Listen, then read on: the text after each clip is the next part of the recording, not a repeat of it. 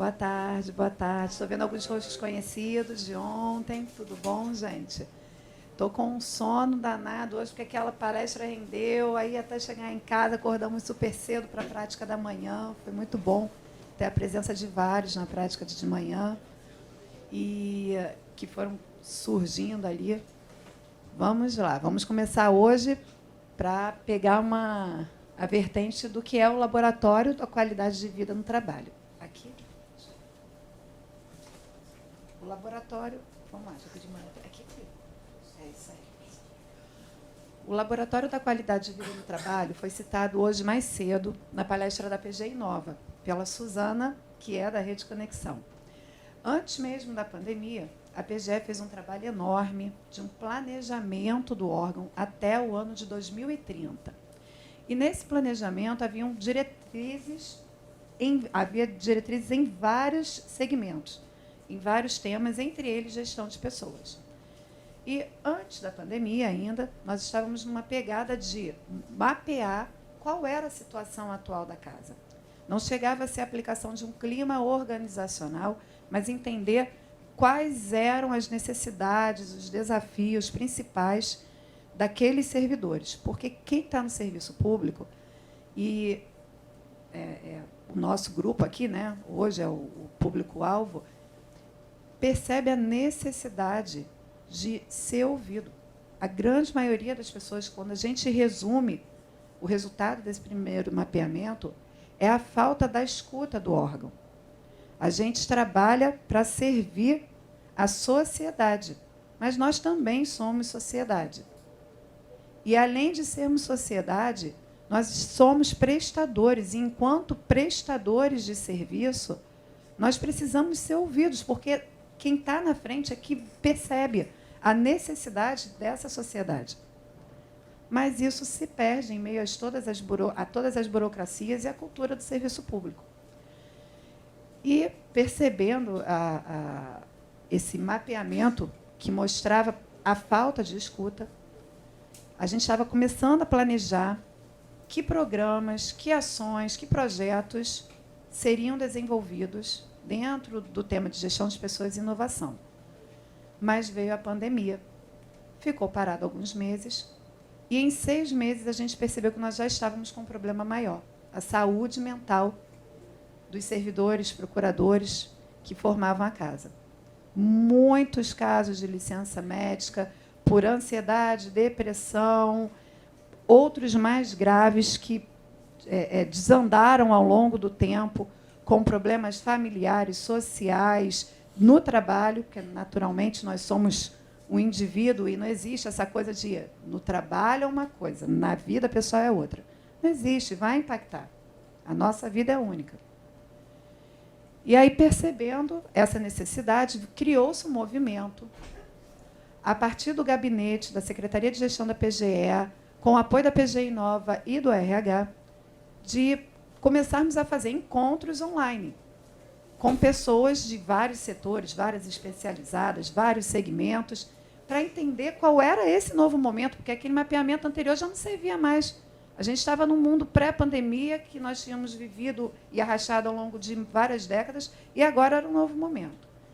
E aí nós chegamos na Serafina, usamos a ferramenta do Canva, da Persona, que tinha várias dores. Falta de motivação e eficiência, clima ruim, pedia a melhoria do clima, queria perceber uma contribuição efetiva para a PGE, não enxerga o impacto do meu trabalho para a organização, não me sinto valorizada, falta de reconhecimento, minha carreira tem perdas quando comparada com outras instituições, e por aí vai. E aí, nesse processo de mapeamento, surge a ideia do laboratório. Eu acho que alguma coisa pulou aqui. Aqui, pulou. Surge o laboratório da qualidade de vida. Um projeto que se propunha a ser um grupo de voluntários reunidos para trazer ideias, para integrar, para mostrar a necessidade da escuta do servidor. Nesse grupo não há cargo, há nomes. É o Paulo, é a Ana, é a Juliana, é o Sandro, é a Tatiana, é a Suzana. Procuradores e servidores, todos reunidos. Não há hierarquia. São voluntários, pessoas que compõem o mesmo local, que compõem o mesmo lugar, que fazem essa entrega final. A PGE é um órgão de atividade fim jurídica. Mas essa atividade fim jurídica só é entregue porque há inúmeras outras atividades lá dentro, tão importantes quanto a jurídica, para esta entrega final. E o Lab ele veio com esse contexto de ser esse local de entrega, em que você reúne todas essas pessoas, cada um com a sua história de vida, com a sua experiência, com o seu conhecimento, e bota num único local. E essa contribuição desses voluntários, ela vem com uma pegada que a gente passa... é porque eu acho que pulou de novo, gente. Vou trazer aqui. Pulou um. Essa pegada dos voluntários, a gente propõe o quê? Que cada um deles traga para o laboratório aqueles que são os seus melhores atributos, sejam profissionais ou pessoais. Para quê? Para que a gente consiga trabalhar um ponto básico, o pertencimento. O que é pertencer? Pertencer passa por você aceitar um grupo, se ver dentro desse grupo e que esse grupo te veja também, te inclua. Você precisa entender que faz parte dele e ele tem que querer você contigo. Esse pertencimento não existia. As pessoas não se sentiam parte do órgão, parte da PGE. O órgão era do procurador, não era do servidor. Era a casa do procurador. Tá, e o servidor entra onde nessa história? Como você modificar uma cultura de séculos? Como você modificar uma cultura em que o servidor, no meio jurídico, nem é a mesma pessoa que um membro? Porque o membro é um servidor, mas na hora que você vai fazer um documento é servidores e membros do poder. Não é todo mundo servidor? Não somos todos servidores? Como criar pertencimento? Como fazer com que as pessoas se sintam parte de algo, se elas não são inseridas nesse algo com a importância que deveria? Então, todas as atividades que passaram a surgir de conhecimento de mundo, desenvolvimento pessoal, inovação, conexão, acolhimento, todas elas buscam um único ponto, pertencimento. O que você faz de bom? O que você desenvolve bem? E aí, a gente passou por várias teorias e conceitos na gestão de pessoas. A gente passou por necessidades psicológicas básicas, coaching, mentoring, inteligência emocional, conhecimento, habilidade, atitude, assessment, pirâmide de Maslow. E a gente poderia ficar horas falando de qualidade de vida aqui, dentro de cada uma dessas leituras, dentro da área de psicologia, de gestão, de comportamento. Mas isso a gente consegue ver na internet. Eu fui em muitas palestras, muitos cursos, muitas formações, especializações, e no final eu saía com uma dúvida, que era a dúvida de todo mundo que estava no laboratório. Como é que eu transformo isso em ação? Ok, eu entendi a teoria do competência, habilidade, atitude, eu já sei quais são as necessidades psicológicas básicas, o que é a inteligência emocional. Mas como é que eu faço isso numa prática? E é em cima dessa prática que eu vou focar aqui a palestra. É falar para vocês sobre o que nós estamos fazendo e qual é a efetividade disso dentro do contexto de todas essas teorias, que no final, quando você vai esmiuçando, esmiuçando, esmiuçando, você chega numa palavra-chave: autoconhecimento. Você se autoconhecendo, você trazendo uma série de ferramentas que permita o seu autoconhecimento, entender o que te significa, você vai, em algum momento, chegar lá no pertencimento, você vai, em algum momento, passar por todas esses conceitos e teorias, porque todos eles, ao fim, vão sair do autoconhecimento. Então, um lab é formado por voluntários. No início, eram 40 pessoas. Hoje, já somos mais de 80. Ao longo desses quase 2 anos e meio, já tivemos mais de 150 participações de pessoas escrevendo, montando relato, fazendo alguma palestra, dando alguma opinião, efetivamente atuando na prática, tá? Efetivamente trabalhando. E muitas outras que nos enviam diariamente alguma sugestão, alguma ideia, que não quer contribuir com a ideia, mas, de repente, não está no momento que não vai trabalhar diretamente nela. E, dentre as ações que nós fizemos, a gente já teve mais de 1000 participações, porque a gente solta uma ação e aí as pessoas vão replicando. Então, quando a gente fala nesses números de 150, são pessoas que efetivamente já escreveram, já montaram, já deram palestra, já atuaram de alguma forma ativa. E, além de pessoas, a gente conecta grupos. A gente conecta a Comissão Especial para a Promoção da Igualdade de Gênero, a gente conecta a Comissão de Combate ao Racismo, a PG Inova e tantos outros setores que se proponham a participar, que tenham algum evento, que tratem alguma temática que seja de interesse do procurador, do servidor, do órgão, da sociedade. Quando a gente traz para as pessoas uma visão dos temas, ainda que ela não se identifique com este tema, ela se sensibiliza de alguma forma. Você se sensibilizar com os temas que a sua sociedade está trabalhando é você aumentar a empatia.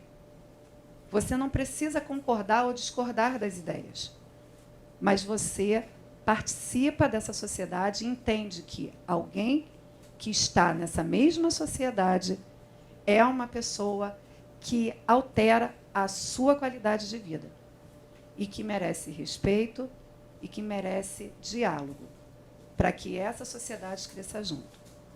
Eu gosto muito de falar da Dinamarca nesse ponto. A Dinamarca tem uma cultura bem diferente da nossa. Por quê? Durante muitos anos, eles foram considerados em vários indicadores, inclusive da ONU, como o país mais feliz do mundo. Isso já foi tema de muitos livros, muitas palestras. E a Dinamarca tem uma forma de criar sociedade em que todos estudam na mesma escola, todos recebem, a pessoa que ganha menos tem o direito a ganhar um mínimo para manter as suas necessidades básicas. A gente também tem na Constituição, mas na prática não funciona. Quantas pessoas trabalham e não conseguem se manter com dignidade? Lá, o maior cargo não pode ganhar mais do que 20% do que o menor cargo. Não é a nossa realidade. E o que isso impacta na sociedade? Você escolhe o que você faz. Você não vai escolher, porque se eu escolher essa profissão, eu não vou conseguir me manter, e se eu escolher aquela, eu vou ter uma vida mais digna. Você vai escolher aquilo que te faz bem, aquilo que te significa. As pessoas convivem em grupos que são grupos de pessoas que você tem desde alguém que trabalha na faxina até alguém que trabalha, que é o presidente da empresa. E eles participam dos mesmos grupos de esporte, de atividades. Uma vez teve uma matéria que apareceu no Globo, que o repórter perguntava para o que seria o lixeiro da Conurb da gente aqui. Por que você, que estudou na mesma escola que o presidente da empresa, optou por ir para a faxina, né, trabalhar com limpeza? Ele olhou assim, não entendeu direito a pergunta. Mas por quê? Porque eu gosto. Porque eu gosto de trabalhar ao ar livre, eu gosto de estar com pessoas, eu conheço os vizinhos, a gente acaba tomando café, a gente faz uma coleta seletiva muito bacana, eu sinto que eu estou compondo ali e ajudando o meio ambiente. Eu gosto. Parece a realidade? Ele gosta. Ele faz aquilo que significa ele. E aí, por que eu estou dando essa volta toda? Porque quando a gente faz o que gosta, a gente se sente valorizado, a gente entende que nós temos valor e que as oportunidades existentes também são nossas. Quando a gente se coloca nesse lugar, a gente fica mais aberto a entender o outro. E essa sociedade que você vive fica mais próxima. O outro se torna mais próximo de você. A consciência social aumenta. O respeito aumenta. Quando o respeito aumenta, aumenta a segurança. Quando a segurança aumenta, aumenta o bem-estar. Todo mundo aqui sabe o quanto que a segurança impacta na nossa qualidade de vida. Várias pesquisas apontam a nossa insegurança, como um dos principais fatores da falta de qualidade de vida. E aí criar conexão com grupos que se dedicam a temáticas diferentes e que estão dentro da sociedade que você vive, que nós vivemos, permite uma visão mais humanizada do outro. Te trabalha do ponto de vista biológico mesmo, fisiológico, cerebral. Cria conexões neurais mais abertas, diversas, amplas. E aí a gente falou, tá, tudo isso é muito bonito, mas a gente tem que estruturar, porque todo mundo que está chegando está trazendo uma ideia, é bom em fazer alguma coisa fora da PGE ou dentro da PGE. Como é que a gente vai organizar isso para começar a dar uma lógica? Bora dividir em curadorias, né? Algumas pessoas vão se juntar na curadoria de bem-estar, outras na curadoria de saúde, outras na curadoria de saúde mental, outras numa curadoria de integração, que surgiu ao longo do tempo, ela não estava no primeiro rol. Uma curadoria de cultura, uma curadoria de gestão e de meio ambiente. Então, tá. Então, à medida que as pessoas trazem algum conhecimento, a gente joga dentro de uma dessas curadorias para poder trocar com pessoas que tenham ali um interesse comum. Ou até mesmo falar, olha, eu não estou com muito tempo para ficar em troca de grupo, não. Ou então falando com pessoas, mas eu quero dar minha contribuição. Posso mandar um texto sobre o abril vegano, porque eu sou vegana, acho uma coisa super importante, eu gostaria que as pessoas entendessem? Manda, vem. E aí, dentro da curadoria de saúde, a gente trabalha com o quê? O Instagram, o Facebook e o e-mail funcional, com posts sobre saúde geral, sobre o câncer de mama, assuntos, vamos tratar sobre endometriose, todos os temas, que, inclusive no RH, a gente vê que aparecem mais nas licenças médicas, a gente traz como uma temática para ser tratada em palestras, em ações presenciais, em práticas, em posts. A gente convida pessoas que estejam passando por aquele problema, se quiserem fazer alguma colocação, escrever algo a respeito. Aqui dentro da Curadoria de Saúde, a gente tem a doutora Selma Merlender, que é a médica da perícia, que faz o apoio da curadoria para poder conduzir isso dentro de uma linha técnica também. Nós temos ações presenciais, a gente fez um contrato com o SESI para suporte psicológico, nutricional e de atividade física. Esse suporte está dentro do Lab nesse momento, mas a coisa já cresceu, a gente vai falar um pouco mais à frente. E a gente também trabalha práticas de saúde, ferramentais, para estimular as pessoas a, pelo menos, terem contato. Porque, vejam bem, às vezes, você não quer, mas você saber que tem faz a diferença.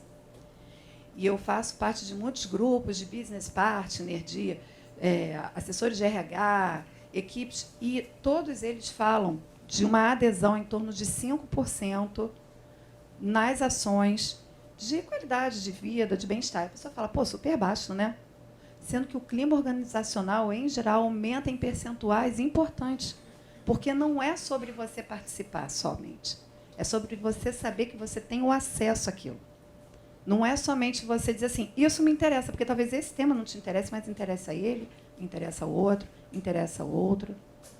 Então, quando a gente fala em 5%, por exemplo, de adesão, a gente, no psicológico, vamos falar mais à frente, tem uma adesão bem maior, a gente está falando de adesão, mas o impacto você sente no clima organizacional, porque é naquele processo de repente, você, como colega, vê o colega do lado precisando e ele lá super feliz porque conseguiu fazer a atividade física dele, fazer a atividade de nutrição. Aí você fala, ai, fulano está tão menos chato, Jesus, graças a Deus. E isso impacta também. No núcleo de saúde mental, a gente, durante a pandemia, começou com a assistência, o atendimento psicológico emergencial. As pessoas que estavam no momento de vulnerabilidade psicológica, ou aquelas lideranças que percebiam colegas em vulnerabilidade, tinha uma psicóloga, que é a Daniele Amar, faziam contato com ela, e a Daniele dava esse suporte emergencial e continuou ao longo do período. Já foram muitos atendimentos que trouxeram temáticas importantes, como violência doméstica, assédio sexual, assédio moral, dentro e fora do trabalho. Temas que a gente não imaginava que teriam um impacto, que existem dentro da casa. Você olha para o lado e não imagina, não, na minha equipe não tem. E tem. Você só começa a perceber quando você começa a remexer no atendimento psicológico. E o atendimento de assistência social emergencial. As assistentes sociais dão suporte para aquela pessoa que está em vulnerabilidade social, que caiu o teto, que não tem condições financeiras, que não tem como, está precisando de algum apoio, de algum programa do governo e não sabe nem que o programa existe. Essa pessoa em vulnerabilidade, a gente orienta, encaminha assistente social, e a assistente social acolhe essa pessoa e busca, faz como uma pesquisa de qual melhor ação existente para aquela necessidade, para aquele desafio. O atendimento nutricional, ele é online, a gente faz ações pontuais presenciais. Na curadoria de saúde mental, nós trabalhamos temas da atualidade, servidores escrevem, psicólogos escrevem, práticas e eventos, como o aulão de yoga, que já aconteceu, o aulão de dança, palestras. A gente já teve sobre impacto de alimentação na qualidade de vida, palestras no contexto da psicologia, feedback, comunicação não violenta. A gente busca temáticas que tenham algum acontecimento gerador. O que está acontecendo de problema naquela equipe que chegou, que é importante, que está atingindo muitas pessoas? Vamos procurar alguém que possa nos ajudar e trazer o tema à tona? Porque não é escondendo o problema da equipe que você vai conseguir resolver. Você tem que trazer à tona, colocar ele em foco, fazer com que as pessoas se assustem, dizendo assim, nossa senhora, isso está acontecendo lá. Porque é aí que você vai encontrar a solução. Então, gente, tem que ter coragem também. Porque na hora que meter o dedo, vai gerar expectativa. Na hora que gerar expectativa, as pessoas vão te cobrar. E, às vezes, a resposta é, ainda não sei a resposta. Me ajuda e vamos procurar juntos. É aí que entra a importância de um lab, de um laboratório, com voluntários. Porque a resposta é construída onde? Entre todos os colegas. A gente volta lá no início dessa conversa. Na curadoria de saúde mental, a gente trabalha temáticas de desenvolvimento pessoal. Então, já teve Semana da Expectativa e Realidade, temas propostos por servidores em pesquisas de interesse, como a do ócio criativo, práticas que promovem melhoria cognitiva e controle de estresse, como de mindfulness. A gente vai começar um grupo de mindfulness. Dicas para controle de ansiedade e autoconhecimento. Isso é uma constante. À medida que chegam os atestados médicos, à medida que a gente tem conhecimento por meio das chefias, as ações vão sendo pensadas e elaboradas. A gente está com um projeto legal agora, com a Clara, que está desenvolvendo, psicóloga do RH, que faz aplicação de ferramentas de desenvolvimento pessoal. A gente já começou trabalhando forças de caráter, linha do tempo, Golden Circle, aplicando o forças de caráter. Tiveram mais de 30 pessoas em 3 semanas procurando para fazer, fizeram as evolutivas. Agora isso vai fazer parte de um programa de capacitação emocional, com a participação de diversos setores. Um desses setores, como eu falei lá atrás para vocês, o atendimento psicológico emergencial, ele cresceu, a importância foi tamanha, assim como o SESI, que agora a PGE está montando um núcleo de saúde, esse núcleo de saúde mental, que é comandado pela doutora Daniela Amar, psicóloga, que veio agora somar com o quadro, para os atendimentos de terapia, a terapia efetivamente aqui da PGE. Já essa aplicação de ferramentas de desenvolvimento pessoal, ela fica no âmbito do RH, porque são coisas diferentes. Uma coisa é você estar falando em tratamento, terapia com psicólogo. Outra coisa é você falar de ferramentas de gestão, ferramentas de desenvolvimento, de capacitação, que vão atender, às vezes, a uma necessidade imediata daquela chefia, e, em outros momentos, ela vai atender aquela vontade do servidor que quer desenvolver suas competências. e passa por capacitação emocional, necessariamente. A aplicação dessas ferramentas, é interessante falar, ela está vindo como uma ferramenta dentro de um programa que já teve aí mais ou menos seu início, mas que agora está sendo potencializado, que é a consultoria interna de RH. A gente vai fazer um mapeamento de todas as grandes equipes da PGE, um a um, e montar um plano de ação de RH em cada uma dessas equipes. A partir desse plano de ação, desse mapeamento, a gente vai direcionar as necessidades de cada grupo, seja utilizando ferramentas de desenvolvimento pessoal, seja direcionando ao núcleo de saúde para terapia, seja reunindo setores outros, envolvendo em comissões, enfim. A gente mobiliza nessa conexão entre setores, entre pessoas, para alcançar um resultado final, que é acolher o servidor na sua necessidade.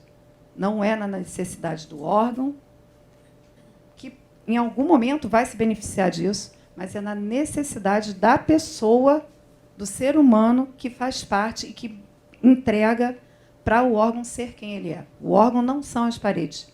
É uma coisa que a gente sempre tem que ter em mente. O órgão são pessoas. Se a gente não cuida dessas pessoas, a gente não vai ter o resultado. Na curadoria de bem-estar, a gente trabalha uma questão muito interessante, assim, que são os sentidos humanos. O cérebro humano tem uma capacidade de neuroplasticidade muito bonita. Se você estimula esses novos caminhos neurais, você estimula, é como um trabalho de musculação cerebral. Você estimula o desenvolvimento de memória, melhora cognitiva, melhora atencional, autorregulação emocional fundamental para que a pessoa consiga ter uma boa tomada de decisões. E na curadoria de bem-estar, a gente busca fazer esse desenvolvimento a partir da sensibilização dos sentidos. Para quem esteve que eu vi ontem, que tem muito a ver com mindfulness. A gente fala de aromaterapia, a gente fala em semana mindfulness, aulão de yoga. Para quê? Para que a gente possa sair desse hábito de tomar decisões apenas pela visão, que é o principal sentido que impacta nas nossas decisões, 90% dos casos, conforme apresentam as pesquisas, para poder desenvolver outros sentidos. Uma pesquisa bem interessante. Uns alunos de universidade se colocaram para participar de um experimento de ficar durante 2 semanas com os olhos vendados, vivenciando a experiência de um cego. E eles queriam ver como que o cérebro da pessoa, né, se comportava. Com 3 ou 4 dias de pesquisa, eles tiveram que interromper, parar, porque o cérebro já tinha se modificado de uma tal maneira que eles já não sabiam mais como a visão desses universitários estaria. Porque a gente trabalha com uma lógica cerebral que é assim: se você não usar, você vai perder. Se você usar sempre, você vai fortalecer. Eles estavam vendados, e aí eles começaram a observar em ressonância magnética, eletroencefalograma, que eles estavam começando a perder conexões de visão. E eles disseram, não, está ficando perigoso, a gente não tem como controlar o risco dessa pesquisa. E pararam.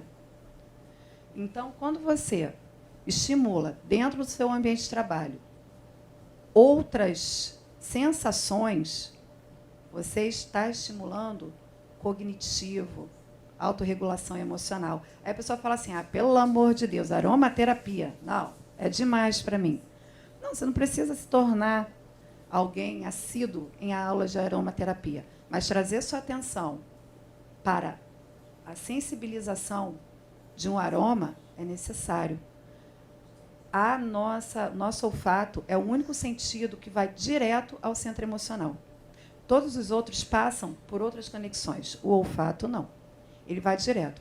Quem nunca sentiu um bolo que remeteu diretamente, um cheiro diretamente para um momento, seja infância, seja um momento mais recente, ele te leva ele atinge diretamente o centro emocional, diferente dos outros. Então, você trabalhar uma aromaterapia é sim importante. Você está criando novas conexões, e essas conexões estão presentes nos mesmos centros do cognitivo, dos trabalhos complexos, dos trabalhos técnicos, dos trabalhos emocionais. O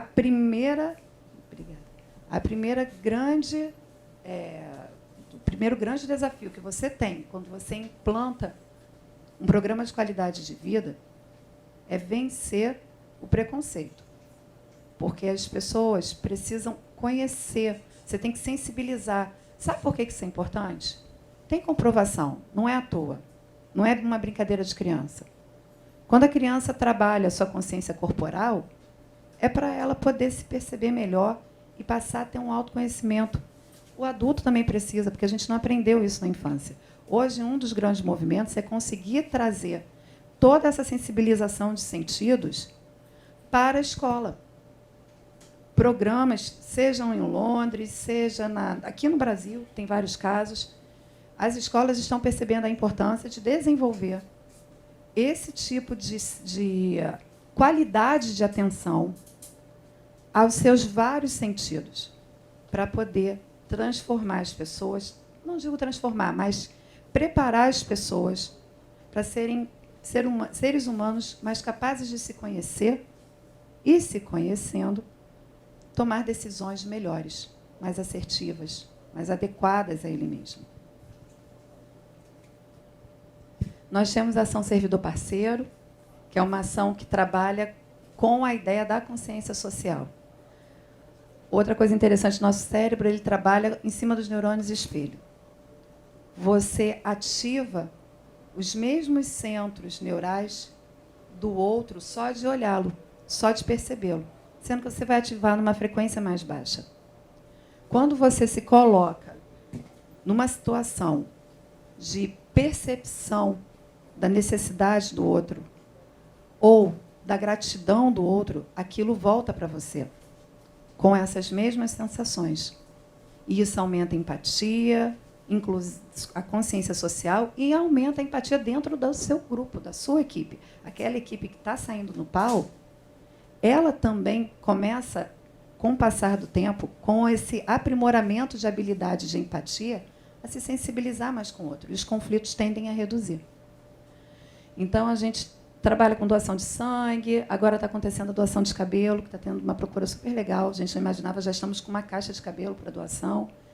Compartilhamento de conhecimentos entre grupos. A gente tem os garotos adolescentes da Fundação da Infância e Adolescência, que é um outro programa muito bacana e que a gente está estimulando os servidores a participarem desse programa. E todo mundo que participa adora, faz os passeios culturais com eles, ajuda a organização. É uma troca muito rica. Nas interações, aí a gente fala, gente, Copa das Baias. Foi na Copa das Baias mesmo, foi durante a Copa. A gente convidou os setores que quisessem a decorar para participar de um concurso. Teve uma adesão super legal, assim como as marchinhas de carnaval para falar sobre o trabalho. E aí sai uma criticazinha ali no meio da marchinha, óbvio, né? Mas faz parte, é para isso mesmo, é para a gente contar, mostrar ali nossas dores. A interação da ação florescer, coloque suas plantas, traz para cá, vamos melhorar o ambiente, deixar uma coisa mais leve. Manda sua foto. A interação do correio da admiração, que aconteceu na festa junina, faça um elogio a um colega. Adesão altíssima. Muitas pessoas. E sabe o que é legal disso, da interação? É porque existe uma condição que, quando você participa em grupo de situações emocionais diferentes, que geram, por exemplo, pega ali uma montanha-russa e vai com outra pessoa. Você cria uma conexão com ela muito maior. Quando você passa uma dificuldade com alguém, diz se aquela pessoa não vai ficar marcada na sua vida o resto da vida, mesmo que você passe 30 anos sem vê-la. Em momentos de celebração, que as pessoas se reúnem e falam, cara, a gente tem que vencer esse negócio. Gera muita sintonia, gera muita reunião, gera muita troca de conhecimento do ser humano, de empatia. E as relações tendem a se tornar melhores. Não é um evento que vai fazer isso. É o conjunto, é a frequência, é o conseguir hoje trazer um, Amanhã, trazer o outro. Aí aquele outro que não participa muito, que é muito quietinho, mas olha e acha bonitinho, fala, que legal. Ele não está naquele 5% que ele participa, mas ele está naquele outro grande percentual que não participa, mas que teve a sua vida melhorada. Homenagens a grupos profissionais, e aqui é um recorte muito especificamente para o serviço público, por conta do que eu já comentei, a hierarquização no serviço público, em especial o de atividade jurídica, é muito grande. Gente, quando eu entrei na PGE, uma servidora virou para mim e falou assim, você não pensa, vai aprendendo. Só quem pensa é o procurador, tá? Eu ouvi isso. Ela falou, foi a orientação que eu recebi. Foi a orientação. Você não pensa. O pessoal sabe de quem eu estou falando. Você não pensa. Quem pensa aqui é o procurador. Você só executa o que ele manda. Aí eu olhei assim com aquela cara, gente, aquilo tornou a minha vida um inferno. Deu vontade de ir embora. Na hora, como eu me arrependi de ter vindo. Na hora eu falei, cara, no que eu vim fazer nesse lugar? Meu Deus do céu! Mas é isso. Essa é a realidade. E que, a duras penas, está sendo modificada. E está sendo modificada porque, às vezes, tem aquele cara que já achava um absurdo, mas, pô, estou com a galera, estou na parte dos que estão sendo beneficiados, eu acho errado, mas também não faço nada contra. Né? Aquela história, não basta você não discordar, você tem que se posicionar. Mas o cara não se posicionava. Tem aquele que não se posiciona porque ignorei, nem sei, passa, não te dá bom dia, boa tarde, boa noite, estou aqui trabalhando, não sei o que é, não tenho empatia nenhuma. E tem aquele outro que ele se acha mesmo, gente, pelo amor de Deus, eu sou um ser elevado, entendeu? É isso. Essas homenagens a grupos profissionais é para mostrar que, sim, o contador tem participação importante e necessária na entrega final da PGE. Ele não precisa ser advogado para fazer diferença. Sim, o médico, o professor, todas as atividades aqui dentro, sim, são relevantes, são importantes, merecem reconhecimento, merecem aplausos, porque elas fazem a entrega final da PGE. Sim, a moça que trabalha, a copeira e a equipe terceirizada faz parte do trabalho da PGE. Sabe por quê? Porque eles entregam para a gente uma qualidade de vida. Tira essa equipe toda e manda você se virar, então. Vai lá lavar o banheiro, para você ver se você vai parar a sua atividade e pensa assim, agora eu tenho que fazer aqui, porque senão eu vou ficar num ambiente insalubre. É salubridade, qualidade de vida. Sim, todas as carreiras e todas as ocupações são importantes, fazem diferença e existem para a entrega final do órgão. E essas homenagens têm esse fundo de cena. Os relatos de vida e expressão de opinião, porque nada mais humanizador do que ouvir alguém. O seu Camilo, que pediu aposentadoria agora, que esteve presente no 1000º gol do Pelé. O relato de aposentadoria, a gente criou um programa de aposentadoria, de homenagem ao final da carreira, que não tinha para servidor. A história do Gabriel Laurindo, que deu a aula de ontem, um menino que, de uma hora para outra, falou, eu amo a dança, e hoje é um garoto já reconhecido na área da dança, que trabalha na PGE, é servidor da PGE, mas também tem uma outra carreira de sucesso. São muitos os casos de relatos de vida, e nada para humanizar mais do que ouvir a sua história. Ouve a história do colega. E, às vezes, eu ouvindo a tua história, eu vou passar a perceber que você também tem, eu só não conheço. Mas eu não sou um número. Eu sou alguém com família, com memórias, com emoções iguaizinhas a você. A cultura, a gente também utiliza como meio de relacionamento, por aqueles motivos que eu já falei. Quando a gente se reúne, quando a gente agrupa pessoas e tem emoções juntas, em equipe, de uma coisa fora da rotina, a gente passa a ter a gente passa a ter uma produção hormonal de hormônios de bem-estar, de prazer, de ocitocina, de serotonina. E aí, quando você traz isso para o ambiente da cultura, para uma visita ao Maracanã, uma visita ao Museu do Amanhã, para um encontro de música, para o Samba na Praça, que vai acontecer hoje, que é um encontro que vai ter agora, né? Para quem quiser ficar, é muito bacana. Pessoas incríveis. Depois vou pedir até para a Isaura convidar o pessoal. A curadoria de gestão, que é para as pessoas entenderem que ferramentas. Como é que eu vou usar uma ferramenta? Gente, eu não sabia direito o negócio do QR Code do celular, do WhatsApp. Ontem o pessoal estava me mostrando lá. Como é que eu vou saber que eu tenho aquilo se ninguém me disser? E que aquilo vai facilitar a minha vida? A curadoria de gestão é para isso. Existe isso aqui. Se servir para alguém, aproveita, tá? Aí a pessoa, cara, eu nem sabia que existia. A curadoria de gestão não é para a pessoa tirar onda falando que sabe coisa para caramba, não. É para pegar o simples mesmo e falar para aquele colega que está desintonizado, tipo eu. O que aconteceu no celular? E saber que ele tem aquela ferramenta, que aquilo pode facilitar para caramba a vida dele. A gente tem a divulgação de capacitações e de outros eventos que acontecem na casa de forma geral, das comissões, divulgação das ações do órgão. E por quê? Por um tema que estava sendo debatido agora há pouco aqui nas cadeiras. Que alguém falou assim, gente, serviço público tem um monte de coisas legais, mas eu não sabia. Será que não chega para a gente? Eu acho que não chega. É por isso que a gente dá publicidade. As ações que acontecem dentro do serviço público têm ações lindas, iniciativas maravilhosas, mas ninguém divulga. Só lembra de divulgar na hora que é o livro daquele cara bambambam, já famosinho, que aí alguém vai e faz um maior inventão.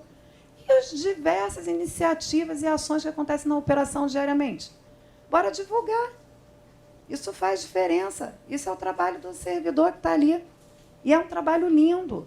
E que não está sendo valorizado. Aí depois quer que o cara se motive? Ele carrega, às vezes, a equipe nas costas. E aí depois você quer que o servidor se motive? Não vai. Enfim, nesse grupo de ações, de palestras, cursos, curadorias, ações de integração, o que a gente busca, no final das contas, é que todo mundo consiga ter um acesso a um ferramental de informações em que algumas delas podem te significar, te auxiliar a encontrar o que te significa e transformar a sua vida em um momento mais agradável. Pode não ser o melhor emprego do mundo, pode não ser exatamente aquele que você queria, mas, pelo menos, o dia passa mais leve, porque você aprendeu um ferramental que ajuda a se autocolher, que te ajuda a trabalhar com autocuidado, para que você não chegue naquele momento que a gente vê aí na sociedade de estresse, ansiedade, depressão. E que as pessoas fiquem também mais humanizadas. E aí, na última Serafina, para a gente encerrar, a gente já vê um movimento em que as pessoas já começam a falar que estão com esperança, estão com fé na mudança, que percebem que há necessidade de melhoria, porque ficou ruim de ler aqui, mas percebe que há dificuldade de... ainda tem muito que melhorar, mas que muito já está sendo feito, que já consegue se sentir inserido dentro do órgão, que já percebe que está tendo voz. Essa Serafina de agora já está mais madura, já tem mais coragem de falar, já se sente gente, já se sente pertencente. Ela consegue ver que ela tem vários defeitos, vários problemas ainda, muitos desafios. Muitos, não são poucos, não.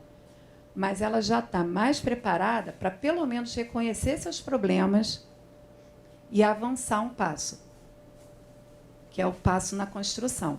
E aí a ideia é, vamos lá, grupo, reúne e bora continuar esse laboratório que tem o objetivo de colocar várias pessoas reunidas em um caminho comum, que é diferente. O seu caminho vai ser um, o seu vai ser outro, o seu vai ser outro, o seu vai ser outro. Cada um vai seguir o seu caminho. Mas todo mundo vai caminhar na mesma direção, dando a sua contribuição, da sua força, que tem a ver com o que você quer, com o que você precisa, para você poder superar os desafios de todo dia. E aquilo que é chato, que a pessoa não tem como, porque todos nós temos a nossa rotina diária, no trabalho, em casa, você fala, ai, que saco, tem que varrer isso aqui, mas tem que varrer. Mas na hora que você for fazer isso, você vai fazer pelo menos com autocuidado. E olhando o colega falando assim, e aí, já que a gente tem que varrer, quer uma mãozinha? Tu tá varrendo aí, eu venho com a pá. E aí a coisa fica mais agradável. Tá, gente? Então é isso. Agradeço a todas.